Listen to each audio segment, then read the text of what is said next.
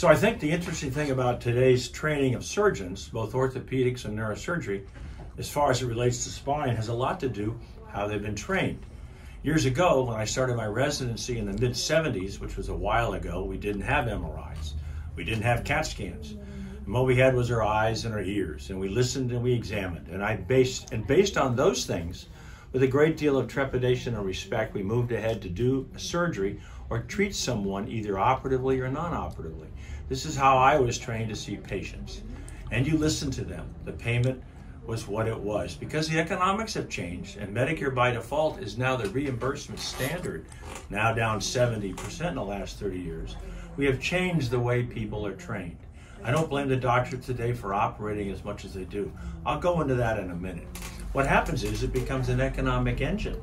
If you don't make enough money for the university to work or the hospital system to work, or whether it's in New York, Colorado, Miami, Chicago, or San Francisco, it doesn't make any difference.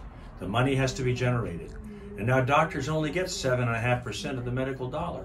Think about that for a minute. 7.5% of the medical dollar. The rest goes to hospitals and insurance companies. So what is healthcare? Without doctors and healthcare is nothing. But doctors have not spoken up.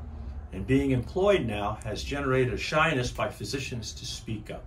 So back to the original topic. Doctors are now using CAT scans and MRIs. The people who are teaching them have been taught by other people that taught them. We've got 3 generations of failure to teach these guys how to diagnose anything. You order a test, you order an MRI, and in the previous comments I've made, MRIs were basically an image-based diagnosis.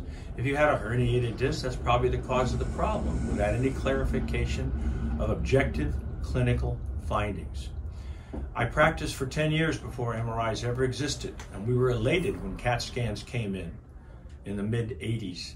That was a revelation. By now, the MRI has taken precedent. Nobody examines anybody anymore. The priority placed on a correct diagnosis and correct exam has been replaced with procedures and procedures. The more screws you put in, the more this, the more that, the more money you make for the institution.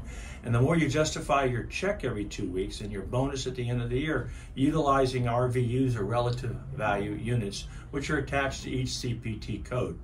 MRIs became evident and useful in 1988 or 89. And so we have, in order to facilitate a replacement of the economics that's missing with reduction in reimbursement, insurance companies reducing their payment by 80% of Medicare or less than 80% of Medicare, they are now focused on procedure numbers. How many surgeries can you do? And what better procedure is there than but a minimally invasive surgery? You go in, you do the surgery, and they leave. And unfortunately, my old chiefs used to say you don't send a boy to do a man's job. And guess what? What great cottage industry has come into being in the last 15 to 20 years? It's pain management. So a failure of a minimally invasive surgery without a correct diagnosis or a correct surgery, without knowing where the actual pain is coming from, just looking at an image, a failure is basically treated with narcotics, a Band-Aid. I recently had a patient from the university who came in who has had 2 surgeries this year, one in March and one in May, and was sent to physical therapy, and the pain was worse. Then sent to pain management, and he's only 35 years of age. This is terrible. 2 surgeries already. It was all done minimally invasive. Again, you can't send a boy to do a man's job.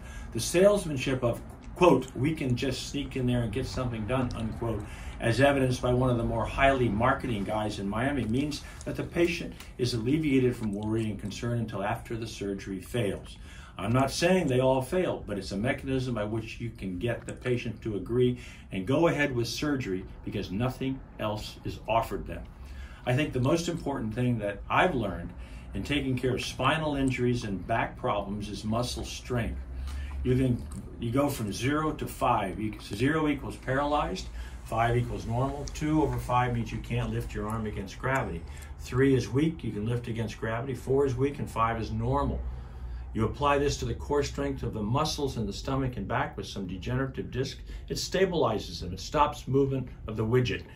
There's many things that can be done, yet doctors don't even understand this. They've never been taught that. So again, I go back and my heart goes out to the doctors that have not been trained by the 2nd and 3rd generation of doctors that have been training them to even understand this. But guess what? There's no money in that, so therefore anti-inflammatory medications are not given. Instead, narcotics are given, 1 or 2 or 3 different ones until they don't work, and then they go to surgery. But that is the flaw in today's medicine. With the background I've outlined, examine the patient, and if in doubt, get another opinion. The examination will show where the pain generator is. One has to be intellectually curious to find out what's wrong, not to generate an income stream that will provide your check every 2 weeks if you're employed. It's a real difficult thing. Thank you.